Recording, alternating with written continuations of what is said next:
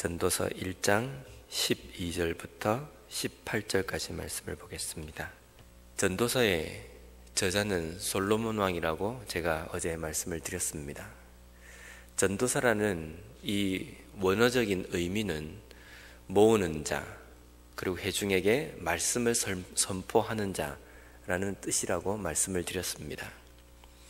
왕이 백성들을 모아놓고 회중들을 모아놓고 지금까지 살아온 인생 가운데 여러 가지 겪었던 것을 백성들에게 선포를 합니다. 근데 단순하게 자기가 인생에서 경험한 것들을 선포하는 것이 아니라 하나님의 말씀에 바탕이 된 하나님의 말씀 가운데 깨달은 것을 백성들에게 지금 가르치고 선포하는 내용입니다. 전도자라는 이 의미는 우리가 밖에 나가서 사람들을 예수 믿게 하는 그런 전도자라는 의미가 아니라 모든 사람들에게 하나님의 말씀에 대해서 깨달음에 대해서 가르치고 선포하는 자라는 의미가 있습니다. 그 선포하는 자가 왕입니다. 왕이 백성들 앞에서 하나님의 말씀에 대해서 깨달은 것을 이야기하고 있습니다. 사사기 21장 25절에 보면 이렇게 말씀이 기록되어 있습니다. 그때의 이스라엘에 왕이 없으므로 사람이 각기 자기의 소견에 옳은 대로 행하였더라. 이스라엘 백성들이 사사기 시대를 지나면서 그 사사기 시대에 어떠한 형편이었는지에 대해서 단편적으로 설명해 주는 단어입니다. 문장입니다. 이 시대에 많은 사람들이 각자 자기의 소견과 방자에 행하는 삶을 살았습니다. 이유는 왕이 없었기 때문입니다. 왕이 없는데 왜 백성들이 하나님의 말씀과 하나님의 뜻대로 살지 못하고 개인의 소견과 그리고 인간의 그 방자한 마음대로 그 당시에 살았느냐면, 당시의 왕은 백성들을, 나라를 다스리는 그 일만 하는 것이 아니라 그 백성들에게 하나님의 말씀을 잘 가르치고 하나님의 지혜에 대해서 선포하고 알려주는 그런 의무도 왕에게 있었습니다. 당시에 왕에 대한 사람들의 생각은 신의 대리자라는 생각이었습니다. 신이 인간을 다스려야 되는데 직접 다스리지 못하니까 왕을 보낸다는 그 개념이 머릿속에 있었습니다. 그래서 왕의 말은 단순하게 어떤 지도자의 말이 아니라 신의 말을 대신해서 백성들에게 선포하고 가르친다는 생각이 사람들의 머릿속에 있었습니다. 이스라엘에도 왕이 없었기 때문에 백성들에게 하나님의 말씀에 대해서 가르칠 사람이 없었고 그 말씀대로 지혜를 깨닫게 해줄 그러한 지도자가 없었기 때문에 하나님의 뜻을 알지 못하고 하나님의 말씀을 깨닫지 못하고 자신들의 인간적인 생각으로 삶을 살았습니다. 그래서 그 당시에 사람들의 삶은 각자 자기의 옳은 소견대로 살았고, 그리고 마음속에 있는 이기적이고 죄인된 그러한 생각들로 삶을 살았기 때문에 나라가 어지러웠습니다. 그런 가운데에 솔로몬이 왕이 되어서 자신의 그 삶 가운데에 그 왕으로서 이스라엘 백성들에게 하나님의 말씀으로 그 땅을 가르치고 백성들을 다스리는 가운데에 이것을 하나 깨달았습니다. 13절 말씀입니다. 마음을 다하며 지혜를 써서 하늘 아래에서 행하는 모든 일을 연구하며 살핀즉 이는 괴로운 것이니 하나님이 인생들에게 주사 수고하게 하신 것이라. 이것은 두 가지 의미로 해석이 좀 가능합니다. 첫째는 하나님께서 주신 그 지혜로 백성들을 다스리다 보니까 한 가지 깨달은 것이 있는데, 이 땅의 삶을 살아가면 살아갈수록 백성들을 다스리면 다스릴수록 우리가 부족하다는 것을, 인간이 완전하지 못하고 어리석고 부족하다는 것을 깨닫게 되었다라는 의미도 있고요. 세상적인 권력으로 백성들을 다스려도 그것이 결코 완전할 수 없고 여전히 불완전하며 그것 역시도 헛되다는 것을 깨달았다는 겁니다. 즉 인간의 지혜와 권력으로 다스리는 것보다 하나님의 지혜로 백성들을 다스리는 것이 현명한데, 그 하나님의 지혜로 백성을 다스리고 권력을 가져보니 그 권력 역시도 헛되고 헛되다라는 것을 깨달았다는 겁니다. 우리가 다스림이라고 이야기할 때 이것을 좀 고상한 단어로 이야기하면 정치라고 이야기합니다. 정치, 어떻습니까? 정치라는 것이 완벽하고 질서에 의해서 모든 것을 바로잡으려고 할 때 그게 제대로 바로잡힙니까? 어떤 때에는 질서라는 의미에서 이 정치가 유용하게 사용되어지기도 합니다. 근데 어떤 때에는요, 이 정치라는 것이 발목을 잡을 때도 있습니다. 더 어지럽고 더 혼잡하게 만들 때도 있습니다. 요즘 한국이 이런 것 때문에 좀 시끄럽습니다. 근데 가만히 보면 어떻게 하고 싶지만 어떤 정치적인 어떤 방법과 여러 가지 규칙 때문에 오히려 곤욕을 겪을 때도 있습니다. 뭔가 뜻대로 잘 안 되고 백성들이 원하는 대로 잘 안 될 때도 있습니다. 좋은 면도 있지만 그렇지 못한 면도 있습니다. 어떤 부분이 좋다 나쁘다 그 말씀을 제가 드리는 것이 아니라 정치, 다스림에도 이 땅에서 행해지는 것이기 때문에 불완전하다는 의미입니다. 그것을 통해서 백성들 모두를 다 좋은 길로 또 좋은 쪽으로 방향을 틀 수도 자리 잡을 수도 없다는 의미입니다. 우리가 아무리 권력으로 잘 다스리면 나라가 잘 되겠지, 어떤 공동체가 잘 되겠지라고 생각하지만 그것 역시도 불완전한 사람들이 불완전한 방법으로 하기 때문에 완벽해질 수가 없습니다.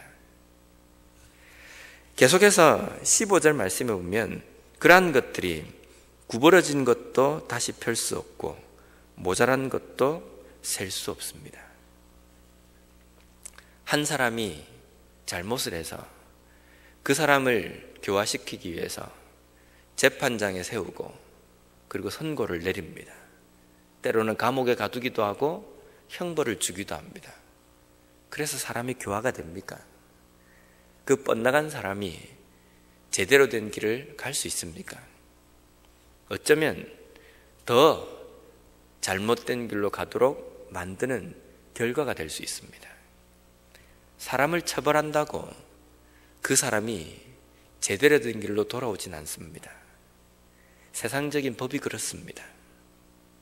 그런데 이 불완전한 가운데에서도 완전하게 사람을 바꾸고 구부러진 것을 바로 펴고 또 뻗나간 사람을 바르게 돌아오게 하는 방법이 있습니다. 그게 무엇입니까? 성령입니다. 하나님께서 그 사람 마음 가운데 함께 해 주셔야 구부러진 사람이 곧은 길을 갈 수 있고 잘못된 생각을 가지고 있는 사람들이 제대로 된 생각을 하게 됩니다. 잘못된 판단을 하는 사람이 제대로 된 판단을 하게 합니다. 사람의 정치나 다스림으로 사람을 바꿀 수 없습니다.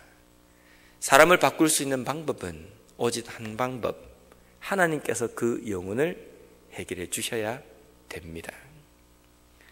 그렇기 때문에 솔로몬 왕은 긴 시간의 왕으로서의 다스림, 정치를 통해서 깨달은 것은 내가 똑똑하고 왕이 지혜를 가져야지만이 백성들을 제대로 된 길로 갈 수 있게 만드는 것이 아니라 하나님께서 나를 통해서 백성들 한 사람 한 사람을 만나주시고 그들의 마음 가운데 하나님의 영을 부어주셔야 이 나라가 바로 서고 백성들이 제대로 된 길을 걸어갈 수 있다는 것을 깨닫게 된 겁니다. 이것을 믿으십니까? 내가 어떻게 한 사람을 바로잡을 수 있는 것이 아니라 하나님께서 하셔야 되는 겁니다. 그래서 어쩌면 지금까지 기독교 역사상 정말 소극적인 방법이고 뭔가 수동적인 방법이라고 생각하는 기도가 가장 최선의 방법이고 강력한 방법입니다. 어떤 문제가 생길 때에 우리는 곧바로 하나님 앞에 기도해야 합니다. 우리가 가지고 있는 법과 우리가 가지고 있는 수단과 우리가 가지고 있는 여러 가지 힘으로는 제대로 잡을 수 없기 때문입니다. 한 사람을 때로는 한 공동체를 바로잡기 위해서는 하나님께서 함께 해주셔야 되는 겁니다. 그래서 우리는 정말 간절하게 그 문제를 놓고 하나님 앞에 기도해야 합니다. 그런데 이 기도는 우리의 삶 속에 너무 멀리 가 있습니다. 내가 할 수 있는 방법은 지금 당장 할 수 있지만 기도는 시간이 오래 걸리고 지금 당장 효과가 잘 나지 않는다라고 우리 머릿속에 고정관념으로 박혀 있습니다. 그래서 기도는 하다 안 되면 하는 것이 기도라고 생각합니다. 이것이 과연 하나님을 의지하고 하나님의 능력을 믿는 그리스도인들이 가져야 될 생각이라고 생각하십니까? 정말 그리스도인들이 가져야 될 생각은 하다 안 되는 일이 없고 무슨 일을 만나든지 제일 먼저 하나님의 힘을 의지하고 그 힘을 구하는 기도가 먼저 나와야 되는 겁니다. 그럴 때 하나님께서 우리를 통해서 일을 하시고 확실한 방법으로 모든 일들을 해결해 주십니다. 근데 우리는 그 방법은 제껴두고 내 뜻대로 뭔가를 하다가 하다 그래도 안 되면 마지막으로 한번 기도나 해보자 하는 식으로 기도를 합니다. 하나님께서 이런 우리의 모습 가운데 어떻게 역사하시겠습니까?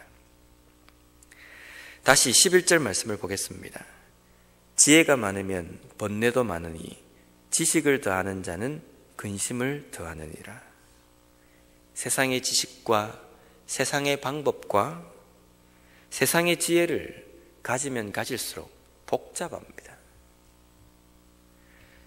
세상의 지혜를 가지고 있는 사람 한 사람이 모여서 공동체를 만들면 뭔가 잘 되는 것 같지만 복잡합니다. 서로의 지혜가 옳다라고 생각하기 때문에 그것이 충돌할 때도 있고 도무지 하나가 될 수 없습니다. 나도 똑똑하고 너도 똑똑하고 다 똑똑하기 때문에 똑똑한 사람이 만나면 똑똑함의 100배가 돼야 되는데 똑똑함의 100배가 되는 것이 아니라 100개의 똑똑함이 나오는 겁니다. 그래서 더 시끄럽습니다. 더 번뇌만을 우리에게 줍니다. 그런데 그러한 똑똑함이 100개가 되고 여러 갈래로 나누어질 수 있는 것을 하나로 만드는 방법이 있습니다. 요한복음 8장 22절 말씀에 보면 예수님께서 이렇게 말씀하셨습니다. 진리를 알지니 진리가 너희를 자유롭게 하리라. 진리입니다. 예수 그리스도입니다. 하나님 말씀입니다. 그 하나님의 말씀을 알게 되면 우리를 내가 가지고 있는 지혜에다가 얽어매는 것이 아니라 우리를 자유롭게 합니다. 진리를 아는 사람들이 모인 곳은 100명이 모여도 하나가 될 수 있습니다. 몇만 명이 모여도 하나가 될 수 있습니다. 왜냐하면 진리는 오직 하나이기 때문입니다. 예수 그리스도로 인해서 모인 공동체와 사람들은 하나가 되어야 합니다.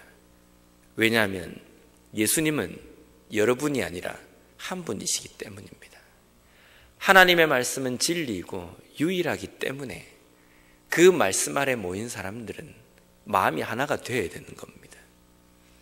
만약에 그것이 나누어진다고 한다면 제대로 진리를 깨닫지 못하는 겁니다. 내가 믿음이 있다라고 생각하는데 내 마음속에 번뇌가 있고 갈등이 있는 것은 진리를 제대로 깨닫지 못했기 때문입니다. 하나님의 지혜가 내 속에 온전히 거하지 않는 것입니다. 내가 뭔가 똑똑한 것 같고 내가 신앙이 뭔가 있는 것 같다라고 생각이 들지만 여전히 내 마음속에는 갈등과 여러 가지 문제가 있는 것은 하나님께서 나와 함께 하시지 않고 진리가 내 속에 온전히 거하지 않기 때문입니다. 교회라는 공동체가 하나가 될 수 없는 이유는 똑똑한 사람이 없기 때문이 아닙니다. 왕이 없기 때문도 아닙니다. 진리가 없기 때문입니다.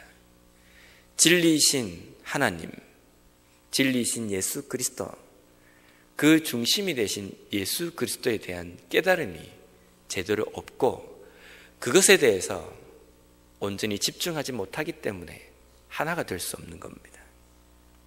아무리 좋은 지도자가 있다 할지라도, 아무리 똑똑한 사람이 많이 있다 할지라도 진리가 없다고 한다면 100개, 200개로 나누어질 수밖에 없습니다.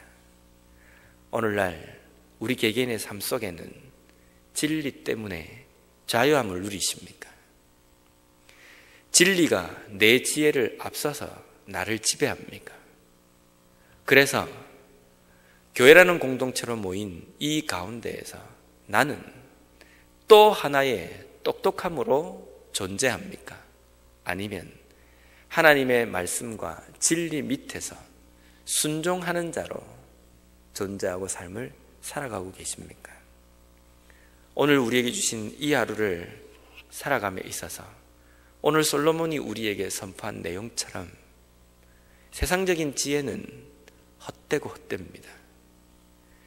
이 세상을 살아가는 지혜는 내가 가지고 있는 지혜로 사는 것이 아니라 하나님께서 우리에게 주신 것으로 하나님께서 우리를 이끌어 가심으로 잘 살아갈 수 있는 겁니다. 오늘날 이 공동체가, 우리가 모인 교회가 제대로 된 길을 걸어가기 위해서는 지도자의 문제도 아니고 우리 가운데에 뭔가 지혜가 없어서도 아닙니다. 진리이신 예수 그리스도에 대한 열정과 깨달음이 없기 때문에 문제가 생기는 겁니다. 그러한 것을 온전히 깨닫고 온전하신 진리이신 예수 그리스도에 더 관심을 가지고 그것을 깨닫기 위해서 오늘 이 하루의 삶도 달려갈 수 있는 우리가 되었으면 좋겠습니다.